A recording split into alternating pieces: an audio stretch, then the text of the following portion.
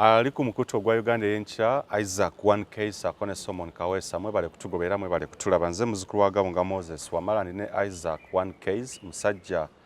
wa principal mukwano nnyo gwa principal Robert Kyagulanyi Center mu Bobi Wine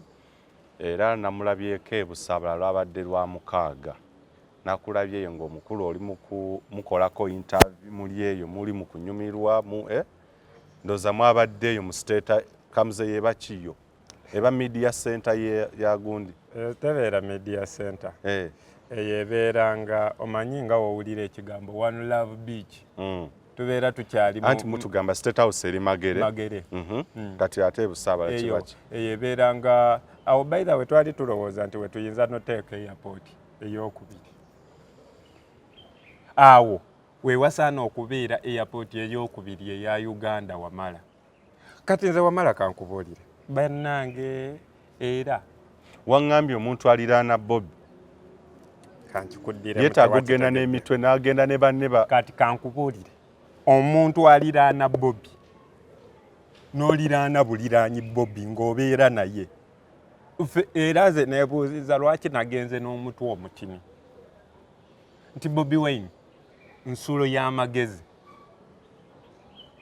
Bobi Wine nsulo sina nsulo ensulo ebeera ntini Bobi Wine nnyanja y'amagezi kizibu okubeera okumpi ne Bobi Wine n'osigala ng'oli musiru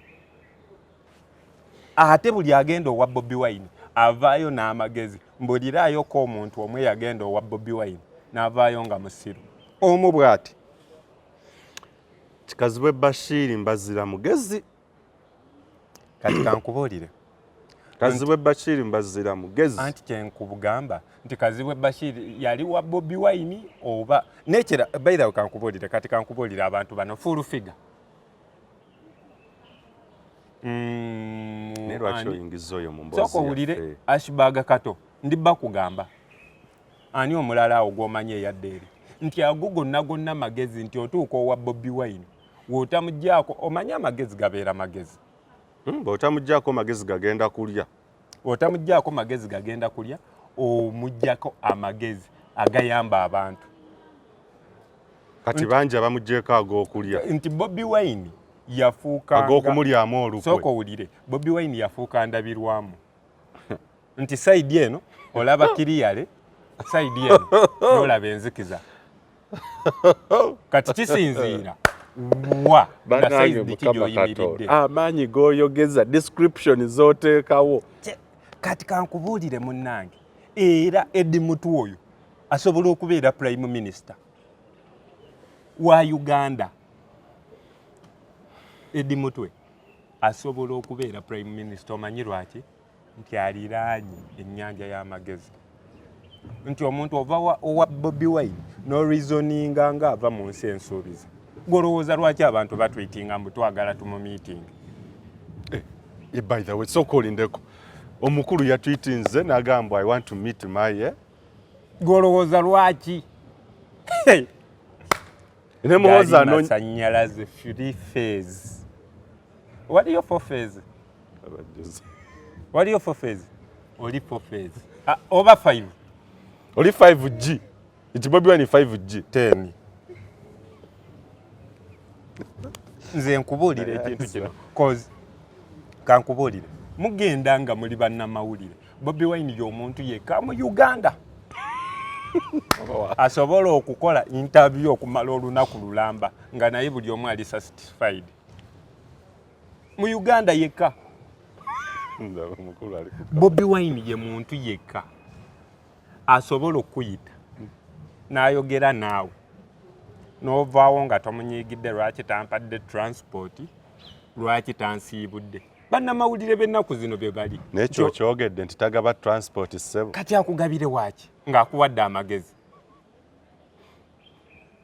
okitegeera era osanga omuntu ne tugenda owa Kyagulanyi wadde 10 kyaki ng'omuggyeko amagezi gwe wandimuwadde by the way Bobi Wine we yandimaze ng'okwogera naffe nga tukwata mu nsawo nga tumuwa kati kuno mwafunyeeyo kitaata kati njagala kumanya press conference ekyabaddeyo kubaka kati yego wangamba Alex Waisa mufumbiro gyose nyibogerera kitebe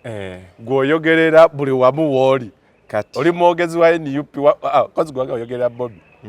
oyogera Bobi buli woli kati amagezi leero meka leero 3 ebulayo emyezi emeka okumalako omwaka guno tumugwa kusatuze mwezi simwenda atubuze emyezi 8 tulumugwa kuna Bobi Wine yawadde amagezi ag'omwaka guno ne wataddamu ku meeting abannamawulire guno omwaka yagumaze aga amagezi ge bagenda otambulirako tulinde mwaka guli wamala otuuka owa Bobi Wine empewo nebeera ng'ekufuuwa ebbugumu ne libeera ng'erikukwata omusana ne gubeera ng'ogwaka enkuba nebeera ng'eyagala okutonnya abantu ne baagala okulwana ate ne badda mu nteeko atuuka butuusi mu kifo buli kimu ne kyetooloola ebibaata olaba nga n'ebisolo nabyo bizzeemu entegeera Isaac nalida kuganda Isaac nenda kuganda okuddamu nenda kuganda okuddamu ebibazo bino kankuddire ne mu Bayibuli yennyini nti Kyagulanyi yayogerwako ne mu Bayibuli nedda ssebo Isaac nakuganda okukola ebintu bino anti nkugamba nti kankulage nti Kyagulanyi yayogerwako ne mu Bayibuli yono wamwe gwe mumanyi nze nabadde naye okitegeera muganda wange naye nkubuziza kiki kye mwajjeeyo kiki kye wangi ensi yonna amagezi agali mu nze nsobola n'ogagabirako Kenya Kyagulanyi akuwa amagezi yabawadde magezi kigenjagala okumanya magezi kisookera ddala yatubuulidde ebifa mu entertainment industry cause jo kyabadde strictly entertainment era ekyanyumidde nti yatuzeemu nga bulijjo we tubadde twagala kamuze Nalumansi mwamutegedde Nalumansi twamutegedde yani kati Nalumansi baatugambye by the way ne Nalumansi nga tonnamutegeera bannalumansi beemanya nti wamala obeerawo n'otuula n'oyingira engatto za Nalumansi ogamba Nalumansi weetaaga mumenya linnya mugenda wa mu kifo mwennyini ne yeegira n'afuna Nalumansi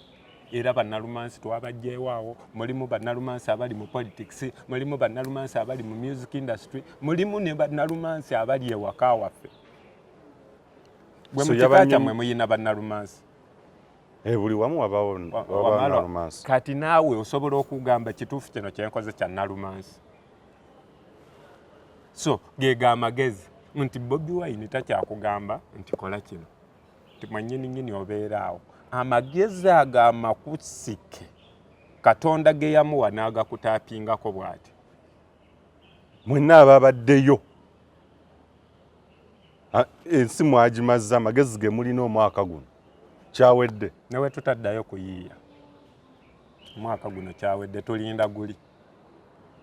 mwakubye edda fireworks osaaga mulowooza ffe tuli mu 2023 tuli mu 2024 naye Isaac olwaliro njagala ombuulire bukyanga Bobi Wine ajja mu byabufuzi oba bukyanga azaalibwa njagala ombuulire kyayawukanya ku balala kiki ekimufuula ow'enjawulo kiki tosoma bisome kuba engeri gy'owaana Bobi omuntu omuwaanira Bobi ow'enjawulo kuba omunnyonnyola ng'omuntu ow'amaanyi ennyo supernatural omuntu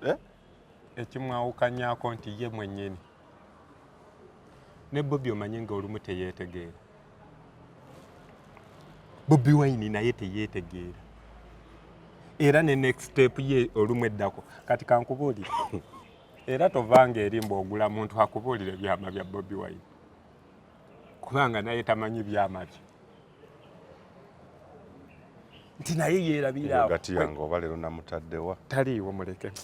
kati kyenkugamba nti Bobi Wine naye mwennyini teyeetegeera nze nkubuulidde nti era bannaye ogenda owa Bobi n'ogamba Katonda lwaki tewampa mutwe nga gwa Edi Mutwe kozi ogwa Edi Mutwe gwajjula kati obwaffe bwe totwalayo simanyi MB oyina twala terabyte okumuggyako amagezi n'ovaayo Kongo nze nkubuuziza nti mpaayoko omuntu wa Bobi Wine omu ng'asobola okuyimirira n'ayogera n'ogamba aveeyo tutandike comparinga yani ayogerera gavumenti ayogerera gavumenti yofuna opondo tukompeyalinge n'ayogerera Nuupu.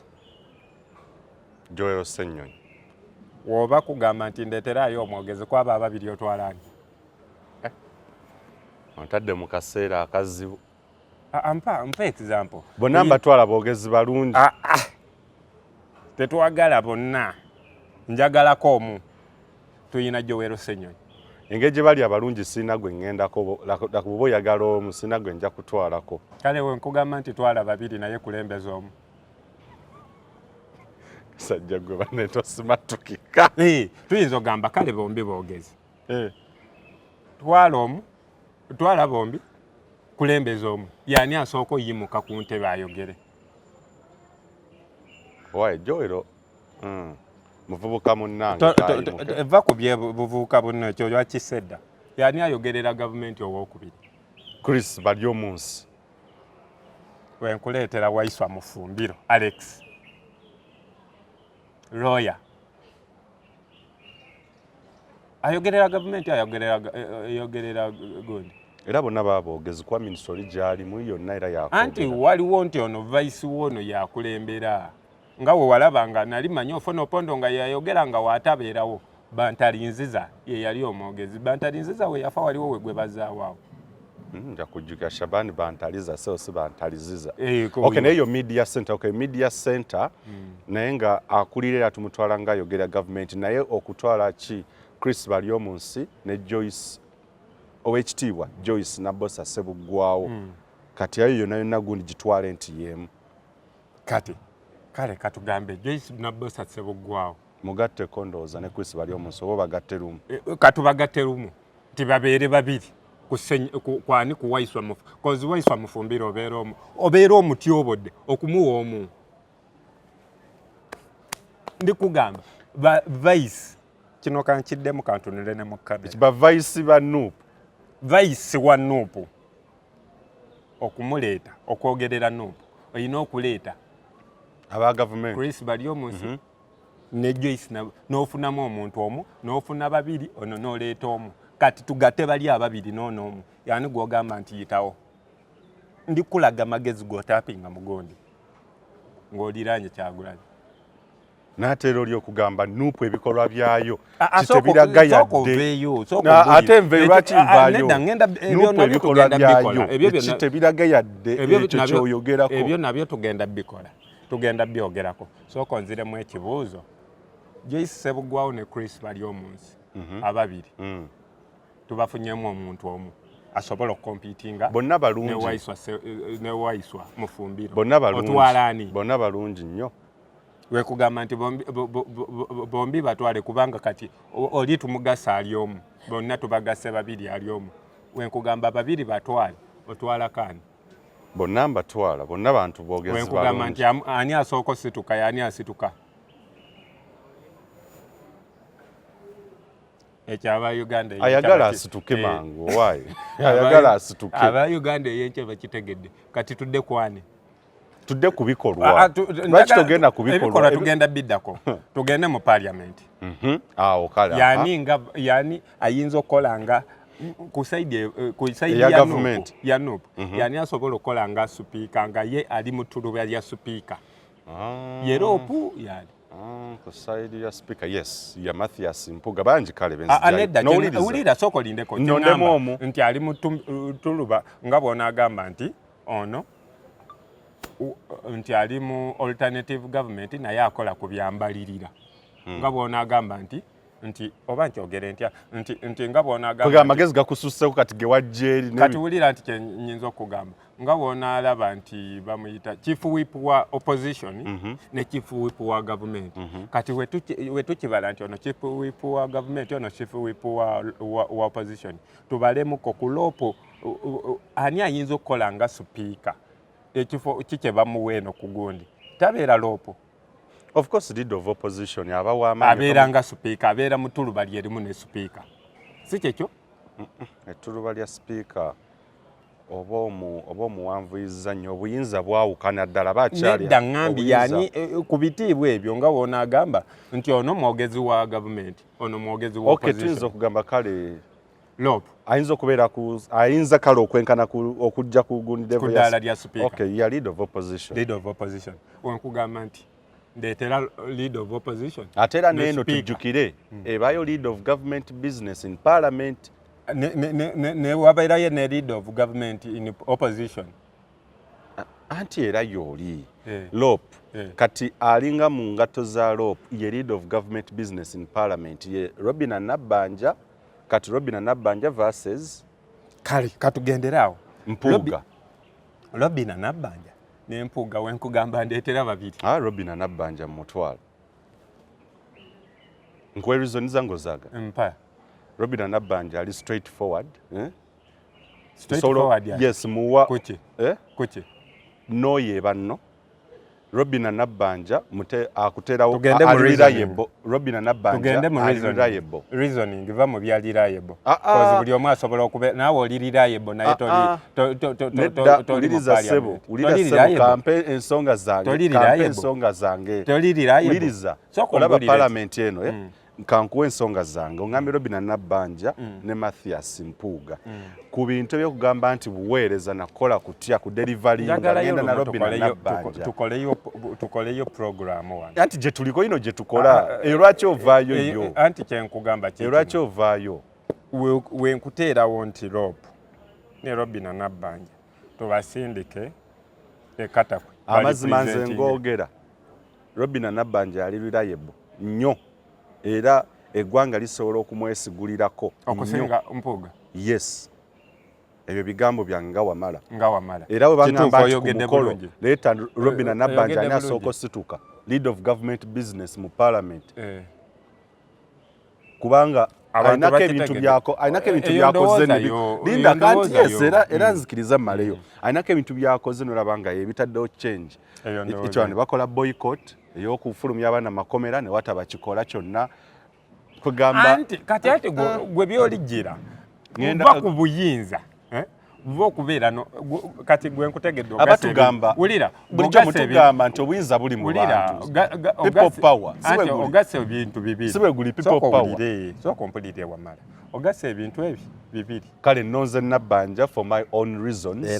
era zeezo gwoli kwogera Nabbanja asobola okugamba temugende eno ne kamza lwaki gwe ate ogize nnyo ase kunyigiriza kale genda n'ekikyo nange kangende n'ekikyo yani addakaawo tuyina okay mu parliament kati nga onoonya chief whip wa opposition anjagala wa Nuupu chief whip wa gundi wa opposition yani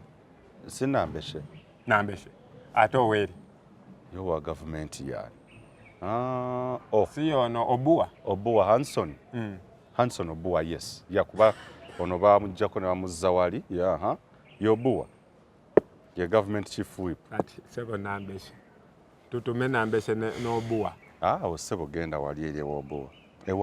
ewa nambeshe sebo alikwogeza ebirimi wamala olwali gende wa gundi nambeshe n'Obuwa otwalani nambeshe tugende kwanya omulala Edinda ye government chief whip so Hanson Obuwa kati tugende kwanya omulala ndikwagala ebyo tugende ku Zaake nani Zaake ye okay kyoyagala okujjayo olaga nti Nuupu mu parliament era yeyina ababaka basingamu amagezi ate n'ekirala nti amagezi omanyi we bagajja ku nsulo Kyagulanyi Ssentamu era Kyagulanyi wakufuuwako bw'atyo oba enviiri za bbulaaka zeeruka Nero ngenda gajjoza ajjo kamera tugende mugenzi nti tuyina n'abantu be balondera mu makomera wa mukulu tobayinaayo ng'ate oli kugamba nti yabiddiza kooti y'abantu sebo omukulu ebigambo bye etuuladde kooti y'abantu yatudde etuuladde yani Ssaabalamuzi buli omu mulamuzi ulira akabu Sauda Madada mulamuzi nze ndi mulamuzi naawe mwennyini oli mulamuzi kati kankubuulire kooti y'abantu buli omu agusala ate yo teyina kifo weetuula okay lwako abantu batufune bulungi omanyi mu bigambo byetwogera oli mu kooti y'abantu bwoga nti buli omu agusala oli bw'alaba nti oli mubbi kitetugamba nti babakube bukubi kuba eyo kkooti eba etudde ne Kati muga kkooti nti y'abantu mukatuwako. yiino, kati Kkooti kkooti y'abantu y'abantu y'abantu eyo idea. Kkooti y'abantu. Idea ya kkooti Omanyi y'abantu. nga kkooti y'abantu yatudde n'esala ogw'amabaati. Kati ani ali mu kkomera? Ani ali mu kkomera? Bameka abali mu kkomera? Tekyetaaga kuba mu kkomera. Bagusaze. So eno kkooti amaanyi g'erina ga kusala busazi naye nga tesiba. Kkooti y'abantu okumanya egonjola ekusalira omusango naye takutwala mu kkomera gwe n'oyagala weesibe. Ge gamaanyi Kyagulanyi kyaliko era Kyagulanyi n'abagamba omukulu yabagambye ku by'ebisiyaga. Kyagulanyi alina kyagere ku bisiyaga mwabadde sitandi ye mugimanyi eriki n'oŋŋamba yayogedde ki sitandi ye mugimanyi. Ekibuzo tewabadde okukimubuuza nti omukulu baatugambye oyogereko ku bisiyaga obyogerako kyayogedde ki. Obwo bwempita obusiru. Lwaki nkugamba nti gwobeera omusiru era obeera totegeera. Kozi nkugambye otuuka eri n'otapinga ku mafuta nga w'obuuza kiringa kugenda wa Bobi Wine otapinze mu mafuta w'otuuka eyo amafuta go ensula eri gy'osenye waliwo n'ebibuuzo nga byo biri brainwashed. Kiringa kukwata gw'oli muyimbi n'entandika kati kiringa kugenda wa Bobi Wine sebo watandika ddi okuyimba ofunye ki mu kuyimba obwapukamingi bumenya ki gwobeera musiru nga totegeera nti waliwo ebibuuzo eri contentious debate ebadde mu public domain bamubuuza ku bisiyaga ayogera ki lwaki tebakimubuuzizza yakyogera nti ki yakyogera nti tabiwagira eddi mwaka ki gwe yakyogerera ffe tetufa ku mwaka kyetufa yakyogera kozi tulabyeko omuntu ayogera leero enkya n'akyuka kati gwe w'oyogera ate n'oyimirira ku mazima oyimirira bw'omu never expect somebody to defend you. Kitudde ku bikolwa bya abakulembeze be abava mu kibiina kya National Unity Platform kino nkyakyogera lunye principal president wa NUP wagamba abantu oyogera president kikomyawo gwe oyogera president kikomyawo toteekako nompo ebyo jja bireetanga ddamu wagambanga abantu nti balonde buli we basanga manvuuli n'akuba n'akayimba tulonde ne tugamba bannange omuto gy'amanyi enkuba gy'etonnya bakadde bange bagamba akalulu ka 96 bantu balonda obululu obwe bayiga abantu bazze balonda n'akalulu ka 2021 abantu balonda omukulu ne tulinda tulaba abantu be bagenda okussa ku floor of the parliament floor of the councils naye amazima kino kituufu nkyogera nga wamala most NUP councillors have not delivered. They have delivered trash. Ababaka ba parliament abamu olondo bamu naye waliwo abamu aba NUP wuliriza kamaleyo submission yange abatalina kye bakoze ku floor oba buvunanyizibwa bwe nga tebakoze wuliriza abasinga baguze mansions waliwo bemanya baguze amasomero waliwo n'abazimbye zi TV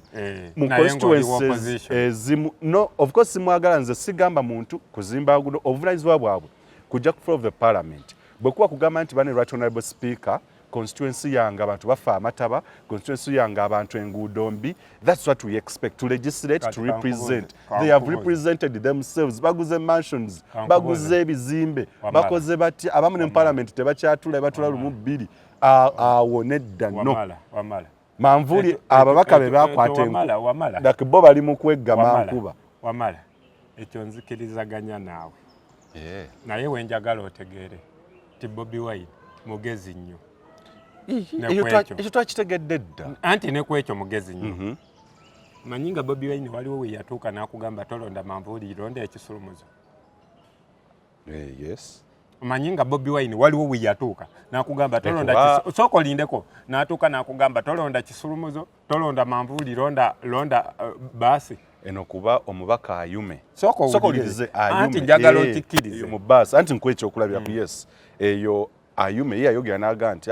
oyo agwanidde kati awo woba otegeerera nze kyenkugambye nti Bobi Wine mugezi wabanga Bobi Wine ayagala kujjako sound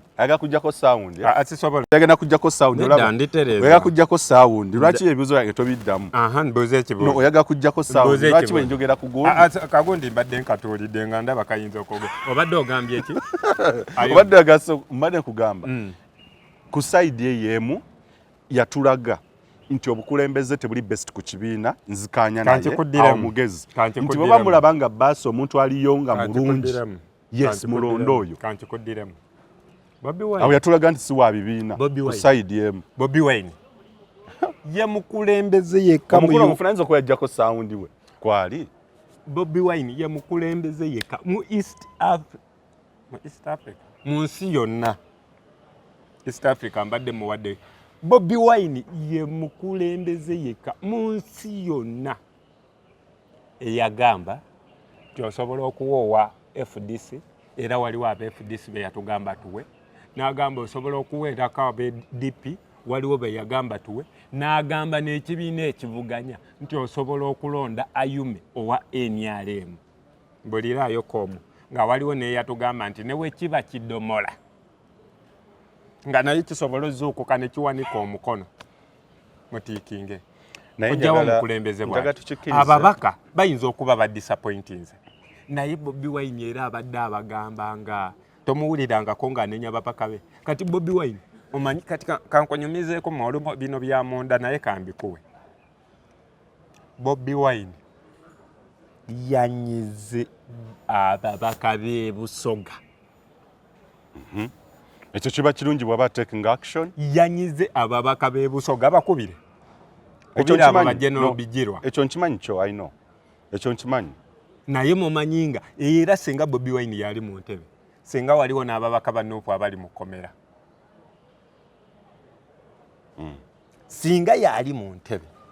singa tuyinayo ababaka ba Nuupu be twasuula ku kabangali singa Bobi Wine yali mu ntebe mulungi nnyo okwedistancinga ebibi era ng'oyagala otegeere nti Bobi Wine yakuvaamu kola ekibi ogende ewuwe oyinza okunyumya n'embwa yeeyo so omukulembeze eyeyawula ku kibi omuvangako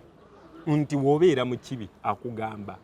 naye otegedde ekyoyogedde nti omukulembeze yeyawula ku kibi ye nadde eri neyedistancinga anti toyina kwenyigira mu bibi weweenyigira mu kibi naawe obeera ofuuse kibi kyenkugambye nti kyejjeeko oba tosobola kwejjako eddiini bwe litusomesa yakola biri mu ddiini ate akola eddiini zombi ez'ekirokole n'ey'ekisiraamu Bobi Wine atambulira mu madiini agabiri kikoze emmotoka ye yajja etya mu Uganda nga bwe endala bwe zijja emmotoka ekyokulwanyisa kyekyayingira endala bwe zijja kati kankubuulire Bobi Wine yekasi yayina hamadika nga opposition bameka bazi Raila Odinga agiina tuli mu Uganda oyogera anti ndikubuulira omanyi tuli mu Uganda twogera ku Uganda oba mu kooti oyina kati ate yani opposition omulala ekikoze ani yagira emmotoka yereme ku eberenge nze nkubuuzizza omanyi nga Raila Odinga emmotoka ye ayina hamadika era juzi bagikubye n'amasasi nga baagala ne bagamba singa eno emmotoka tebadde hamadika babadde batalaira kibi kyakugeraageranya Raila Odinga ku Bobi Wine Raila kati ati obuzibu ebbanga lyabadde mu muyina byobufuzi bya Kenya ebibi mwagala nebitu ate nekyate twekompayalinga ku Kenya mu byobufuzi tukyali bubi ge mazima Uganda tuli bubi tetwekompayalinga ku Kenya mwefuula okuba obubi bubi ki bwe muyina mu byobufuzi mwefuula okuba Uganda tuli bubi kituufu fe demokrasi wano eri Kenya ensi etambudde esenvudde mu demokrasiya era mba nswala n'okuswala okutula wano ne twegeraageranya ku Raila Odinga ne twegeraageranya ku Kenya abasajja bo basenvula dda Tanzania zasenvula dda fe tukyali mabega woba oyogera ku opposition ng'ayina hamadika omanyi mwe mukyogera ne mulaga nti mu East Africa Bobi Wine yekka yayina hamadika sebo Raila Odinga wano kyali kirabo okuva wabweru waliwo walaba emmotoka by the way kati baagala muleetera nnyonyi Bobi Wine tuula nja kukubira bwereero lindako okuwakanya byoyogera ssebo oluyo olufuna tuula mbadde nkyakugamba twagala kuyiiya tumulabe nti afuna atya akanyonyi akasobola omusuula buli wayagala igwe bwava ku sheeri twakuleka nogenda bulungi mukibi nogenda neze okuvaako tolina givaako ate ogivaako olaga wanze yeekyaziza nze mbikola kankubuuze gwe wondekawo yani atwala program maaso artist yo byeyogerere wekka kati oyina kubeera wano kozi wooviirawo oluyiru kunona naye nga nenegundi kati nze kyenzikiriza tukkiriziganye mwami Kyagulanyi he has matured in politics yeah because bwe yajja siwe yali mu 2017 mwami Robert Kyagulanyi Ssentamu ndowooza mu bannamawulire ndoza show ye yasooka ey'ebyobufuzi ebya partisan bino ebyebibiina ndowooza yali nze nagiproduce nga ne mukulu Savachini Mayanja oyo gw'olaba bwe mutunulira kati the articulation yes he's getting there era mazima ddala wamala he already got there wamala bwebwa obuzibu wamala is getting there wayina okutuuka waawe mwateeka bba nti watuuka awo abeera atuuse oba kalayini kike mwatandikirako nti yatandikira wano ogiyise misinde mwana yaleeta ekibuuzo kya Patrick Kamala ekya fiscal policy kati kankubuulire omukulu bamuza fiscal policy kati kankubuulire wamala kino kikkirize oba kigaane si buli kimu nti okimanyi mu nsi eno era woba weweefuula buli kimu okimanyi era wenaweera credit Kyagulanyi ku fiscal policy kozi n'abakidibaitingako naye yakimubuuza naye mwennyini yali takimanyi jozaako tutunulira nagamba jozaako tutunulira nagamba eno balero yayodde biki neki kyewajje kusata nekiki kyewajje ewa principal oyogera magezi kiki wajjeyo ekiri tangible nti bwe kiti ate tunoonya biri tangible okay kirabikako kale bamubuuza kiki kyetusobola okuwa yali asobola osaba feeza ne zaabu gwe kyakututte ebusaabala yagamba magezi ekyakutugenda ebusaabala ne tuyonka ku magezi ne tukomawo wano ne tulyoka tubabonyaabonya akasajja ako gwe tunuulira comments ezigenda okubeerako tunuulira comments zange ekiwazirabye nadda nga kyo tennagendayo obeera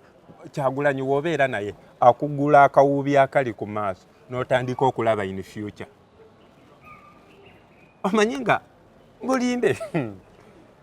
omanyi kati kankubbireko kino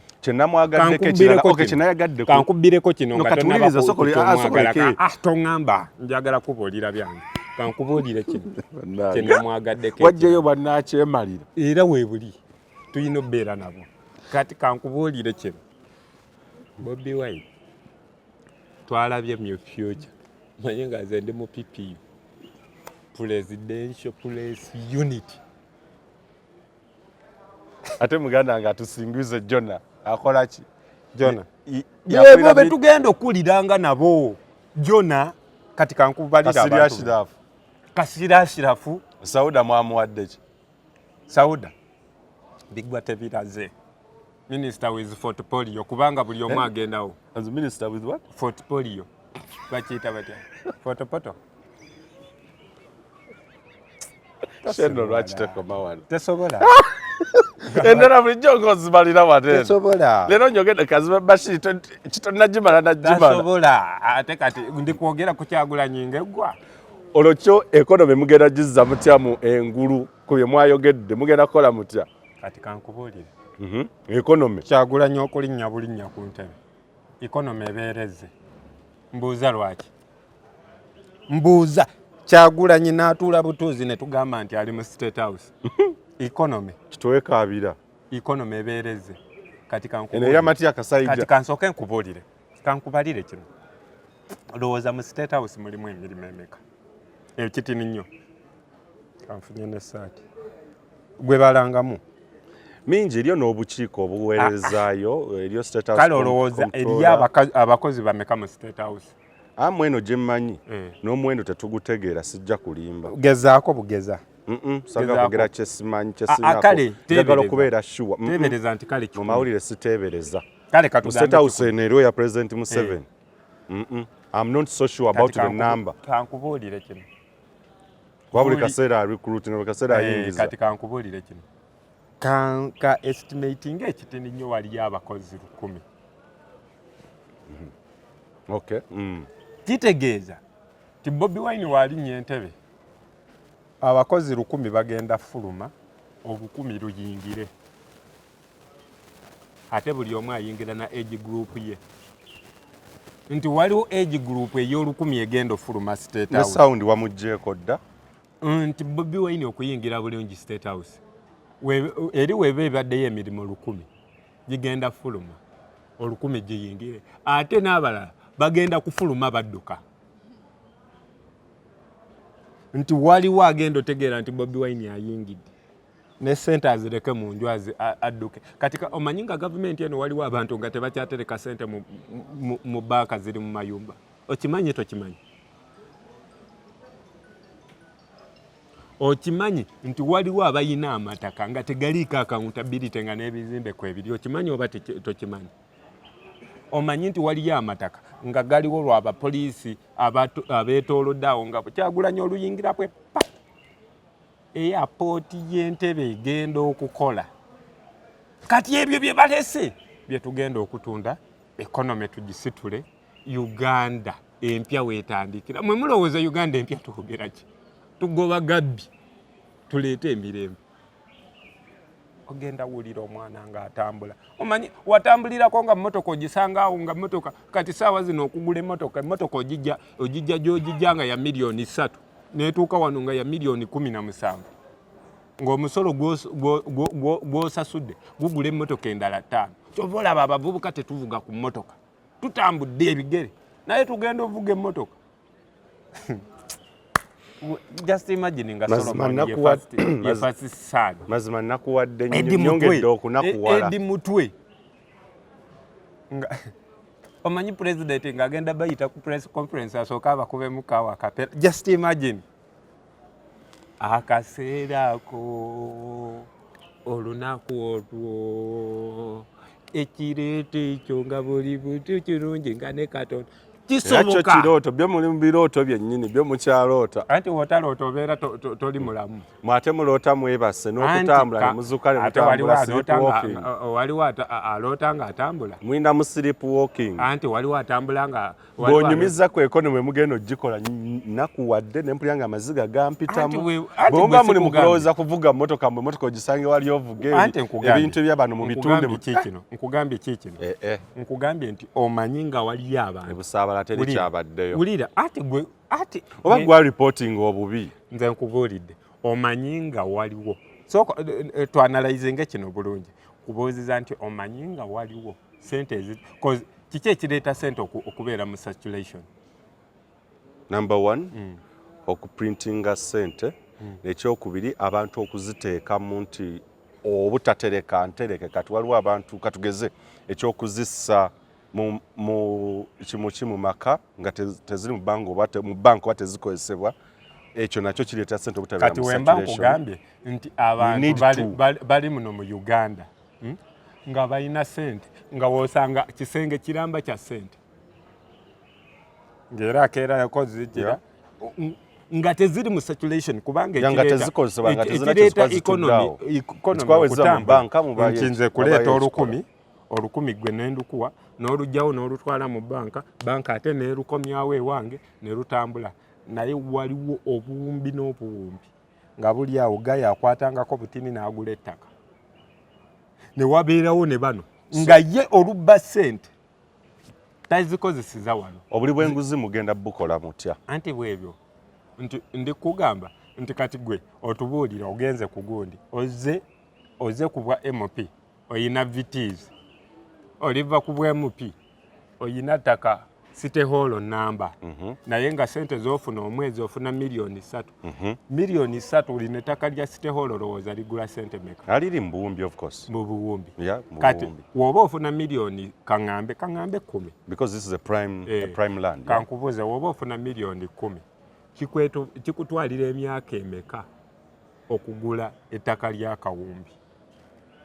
woba ofuna milioni 10 jako NSSF ojjako oyinza osigala nga milioni tugambe 7-8 okubeera ne milioni 7 kikutwalira bbanga ki okufuna gundi akawumbi ng'okajje mu salale nga ku salale yekka muganda wange emyaka mingi naye omanyi nga Uganda weewali omuntu ng'afuna emitwa akakadde kamu naye ng'ayina ettaka lya buwumbi, ayina emmotoka kibiina ya bukadde 5, ayina gundi nga kwegamba onoonya ne wajja ssente ze ng'era tetubuuliriza kwabo. Kati kankubuulire so mugenda kubabuulirizaako buli ate sinakubuuliriza, tusooka kukwata bintu byo nga temunabuuliriza. Ati kyendi kugamba ofuna milioni 3 oyina ettaka lya kawumbi, kati osooka kukwata bintu. Lwaki tukusooka tukubuuliriza obuze ebintu? Tusooka wewe namna gani? Weyiko chuka nyuma, geuka, simama chichi, kutuula kuteka, simama chichi, nyamaza kwe kutuula kuteka, nyamaza. Ate okusirika ate kugamba sirika, mbadde njagala okwogera nnyo kinyini. atakuumira mpeera abatukuumire baddaga nedda leero nedda ogenda kunvuga bwotyo nedda. Uganda ey'enkya